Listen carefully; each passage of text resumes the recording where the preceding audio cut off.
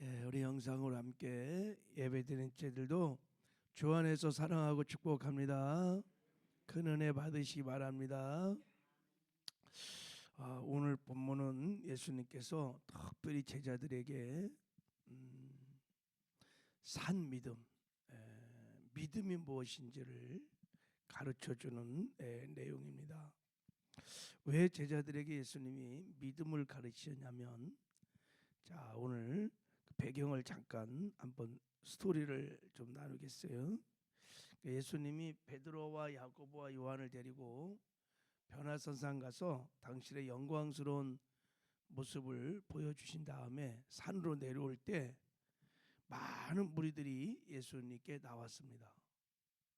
그때 그 많은 무리들 가운데 한 사람이 예수님께 나와서 자기 간질에 걸린 아들을 고쳐달라고 이렇게 요청을 합니다. 그러면서 내가 우리 주님의 제자에게 우리 아이를 데려왔는데 고치지 못했다라는 말을 덧붙이면서 고쳐달라고 그럴 때 예수님께서 그 자리에서 즉석에서 그냥 아이를 데려오거라, 그리고 아이를 고쳐주십니다. 그때 이제 창피를 톡톡히 당했던 제자들이 예수께 나와서 묻는 거예요. 주님, 어찌하여 우리는 귀신을 쫓지 못했습니까? 어찌하여 병을 고치지 못했습니까? 라고 물을 때 예수님께서 믿음이 적은 가닥이다 이렇게 말했어요. 그러면서 믿음이 적다, 믿음이 무엇인지를 겨자씨를 비유해서 예수님이 쉽게 설명을 하셨어요.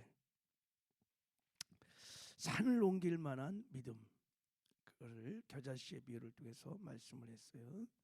그래서 이제 우리 이 믿음을 좀 상고해 보려고 하는데, 오늘은 예수님이 가르쳐 주시는 산을 옮길 만한 산 믿음에 대하여 살펴보기 전에, 이 예수님이 즉석에서 간질병을 앓고 있는 이 아버지, 아들의 아버지에 대한 믿음, 이 신앙을 좀 한번 먼저 살펴보겠어요.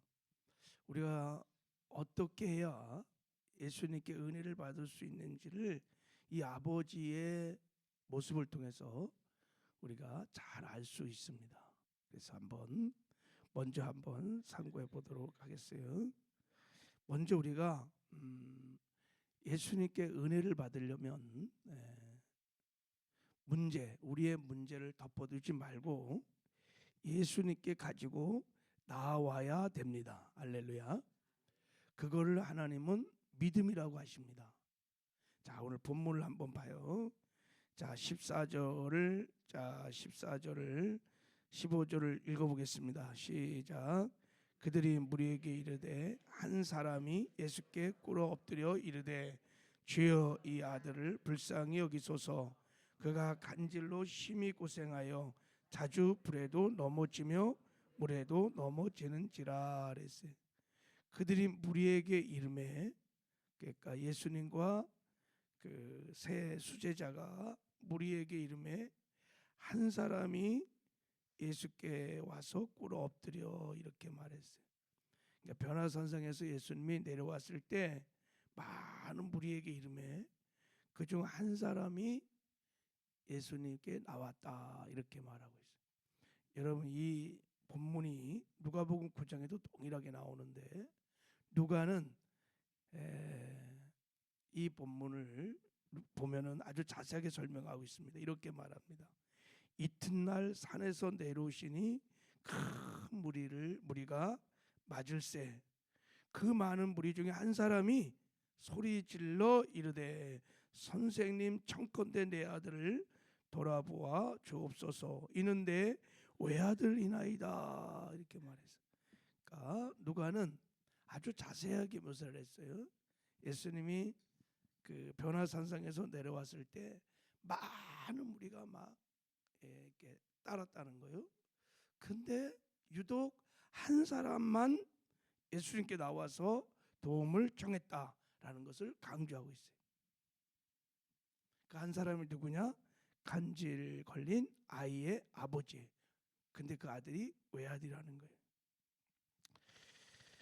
자, 지금 성경 기자가 마태가 이걸 쓰면서 이것을 강조하고 싶은 거예요. 여러분, 그 당시 예수님을 따르던 많은 무리들도 예수님께 은혜를 구할 만한 절박한 문제가 없었겠어요? 있었어요. 뭐 많은 문제가 있었겠죠. 근데 유독 이 한 사람이 치료를 받았다는 것을 강조를 하고 있는 거예요. 누가는 더 그렇게 강조를 하고 있는 거예요.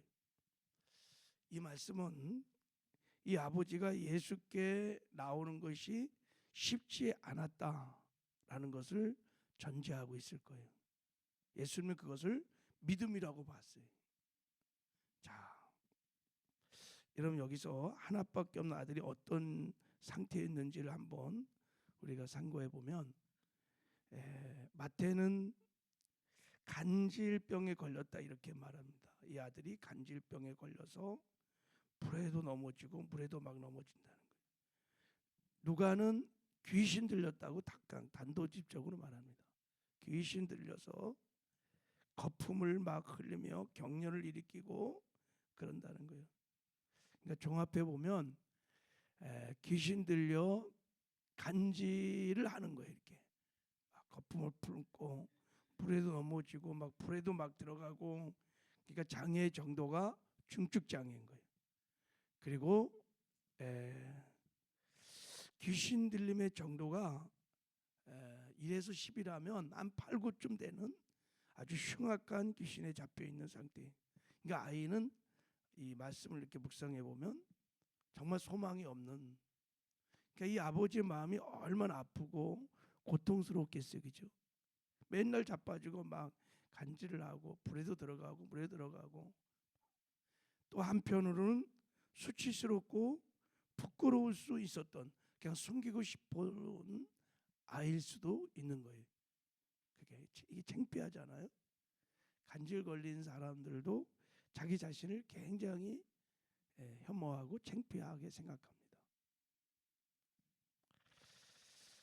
자, 성경은 계속해서 이것을 강조하는 것은 이 아버지가 그럼에도 불구하고 이것을 숨기지 않고 덮지 않고 그 많은 무리들 가운데 그 문제를 가지고 예수님께 나왔다는 것을 지금 강조하고 있는 거예요. 그거를 믿음이라고, 그것이 예수님을 감동시키는 믿음이었다는 것입니다. 그래서 예수님이 그 믿음을 보시고 치료의 은혜를 베풀어 주셨다는 거예요. 할렐루야. 그러니까 여러분, 우리가 문제를 가지고 하나님께 나오는 그 자체를 하나님이 굉장히 기뻐하신다는, 그걸 믿음이라고 한다는 거예요. 그럼 왜 많은 무리들 중에 이 한 사람만 예수님께 나왔을까요? 문제가 없어서 아닙니다. 아마 자신들의 문제를 뭐 대수롭게 여기지 않았을 거예요. 가볍게 여기고 뭐 지나가는 일이겠지. 아니면 그 문제를 해결할 수 있는 대안들이 많았을 거예요. 뭐 못 고치면 약으로 있고 병원 가면 되고 돈도 있고 자기 나름대로의 대안들이 다 있었을 거예요. 더 문제는 주님을 믿지 못하는 불신앙, 이걸 강팍하다 그럽니다. 교회 성경에서는 강팍한 마음이 교만이 있는 것입니다. 사람의 마음이 강팍해지면 하나님을 의지하지 않습니다. 하나님의 은혜를 갈망하지 않아요. 하나님의 은혜 자리에 못 나갑니다. 간절한 기도가 없습니다. 그래서 하나님은 겸손한 자에게 은혜를 주신다 이런 말씀하셨습니다. 자기를 부인하고 하나님을 전폭주로 의지하는 겸손한 사람이 늘 기도하고, 무슨 일이 있거나 어려움이 있으면 하나님께 나가 기도하고 하나님을 의지하는 것입니다. 여러분, 우리의 삶에 크고 작은 문제가 있을 때 주님을 믿고 믿음으로 주 앞에 나가는 저와 여러분 되기를 주님의 이름으로 축복합니다. 하나님 이것을 자체를 믿음이라고 하시는 거예요. 그래서 기적을 베풀어 주셨다는 거예요. 자, 이제 나갈 때 어떻게 나가는가, 어떻게 우리가 기도하는가. 자, 우리 14절을 다시 한 번만 보겠습니다. 시작. 그들이 무리에게 이름에 한 사람이 예수께 와서 꿇어 엎드려 이르되, 이렇게 꿇어 엎드려 이르되. 예수께 나왔는데 이 아버지가 무릎을 다 꿇고 쫙 이렇게 넓적하게 엎드렸다는 거예요. 엎드렸어요. 그냥 구한 게 아니라 그냥 예수님 앞에 납작 엎드린 거예요. 왜 그랬을까요?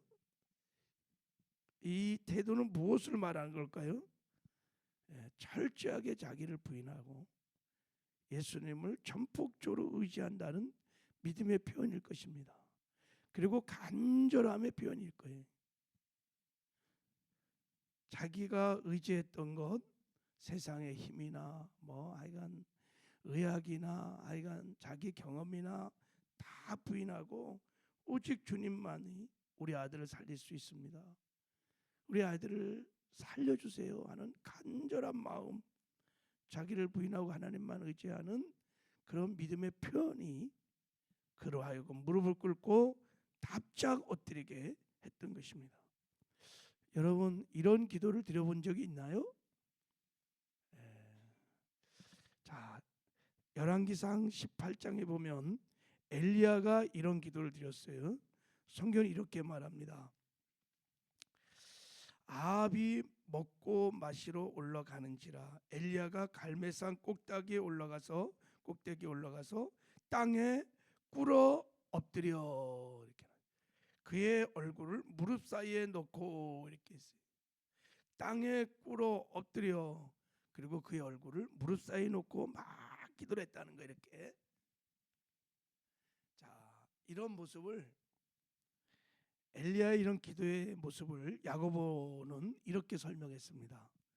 엘리야는 우리와 성전이 같은 사람이로되 저가 비오지 않기를 간절히 기도한즉 3년 6개월 동안 땅에 비가 오지 아니하고 다시 기도한즉 하늘이 비를 주고 땅이 열매를 내었느니라 그랬어요.